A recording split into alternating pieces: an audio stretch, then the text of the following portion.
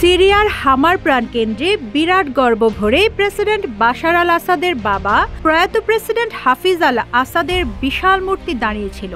সেই মূর্তিকে বিদ্রোহীরা টেনে নামালো। এরপর তারা একনায়কতন্ত্রের দর্প গুড়িয়ে দিয়ে মূর্তির মাথা নিয়ে গাড়ির সঙ্গে বেঁধে শহর ঘোরালো। রাজধানী দামেস্কের নিয়ন্ত্রণ হারানোর পর ৬১ বছরের বাদ শাসনের লজ্জাজনক ইতি হয়।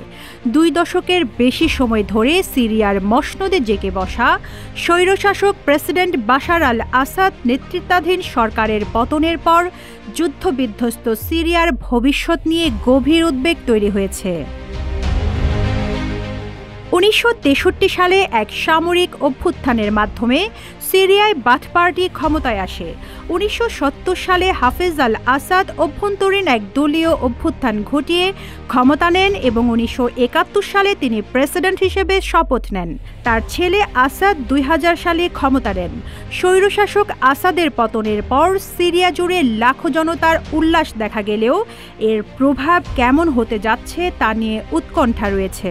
Double million offer Walton fridge কিনে পেতে পারেন ২০ লক্ষ টাকা, রয়েছে কোটি কোটি টাকার নিশ্চিত উপহার। সিরিয়ায় নিযুক্ত জাতিসংঘের বিশেষ দূত গেইর পেডারসেন আসাদের পতনকে ঐতিহাসিক বললেও এটিকে সতর্ক প্রত্যাশার মুহূর্ত বলে উল্লেখ করেছেন।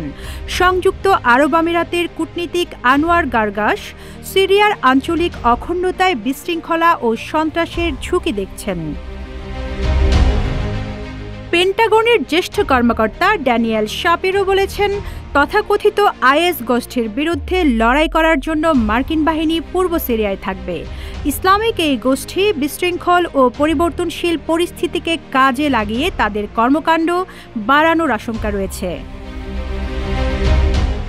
আর তুর্কি পররাষ্ট্রমন্ত্রী হাকান ফিদান বলেছেন, আসাদের পতনের পর এখন লাখ লাখ সিরীয় শরণার্থী নিজ দেশে ফিরতে পারবে। রয়্যাল ইউনাইটেড সার্ভিসেস ইনস্টিটিউটের সিনিয়র অ্যাসোসিয়েট ফেলো এইচ.এ. হেলিয়ার বলেছেন, সিরিয়ার রাজনৈতিক রূপান্তর প্রক্রিয়া কোন দিকে মোড় নেবে এবং ভিন্ন ভিন্ন গোষ্ঠীকে নিয়ে গড়ে তোলা বিরোধী দলগুলো একসাথে কাজ করতে পারবে কিনা তা নিয়ে প্রশ্ন উঠেছে।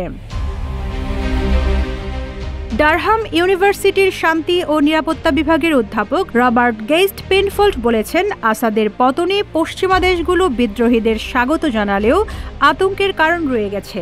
আসাদ নেতৃত্বাধীন সরকারের উৎখাত আন্দোলনে নেতৃত্ব দেওয়া সিরিয়ার ইসলামপন্থী সশস্ত্র গোষ্ঠী হায়াত তাহরির আল শামকে সন্ত্রাসী সংগঠনের তালিকাভুক্ত করেছে যুক্তরাষ্ট্র। শুধু তাই নয়, এইচটিএস এর প্রধান আবু মোহাম্মদ আল জোলনির মাথার দাম $১ কোটি ঘোষণা করেছিল ওয়াশিংটন। সিরিয়ার বিশাল এলাকা জুড়ে একসময় নিজেদের নিয়ন্ত্রণ প্রতিষ্ঠা করেছিল আইএস। প্রেসিডেন্ট বাশার আল আসাদের পতনের পর দেশটিতে আবারও এই গোষ্ঠীর মাথাচাড়া দিয়ে ওঠার শঙ্কা তৈরি হয়েছে। আসাদের শাসনের অবসানে ওই অঞ্চলে ক্ষমতার ভারসাম্য পুনরুজ্জীবিত হবে কিনা তা নিয়ে প্রশ্ন রয়েছে। আসাদের পতনের মধ্য দিয়ে মধ্যপ্রাচ্যে নিজেদের প্রভাব বলয়ে লজ্জাজনক এক আঘাত দেখছে ইরান। বিশ্লেষকদের অনেকেই মনে করছেন, তুরস্কের সহায়তা ছাড়া সিরিয়ায় এবারের এই আন্দোলনের সফল পরিণতি সম্ভব হতো না। সিরিয়ায় তুরস্কের কৌশলগত ভূমিকা ও এইচটিএস এর সাথে সমঝোতা চেষ্টা বিপজ্জনক শূন্যতা ও সহিংসতার শঙ্কা সৃষ্টি করেছে। Rizwana Rinti, news desk, Ittefaq.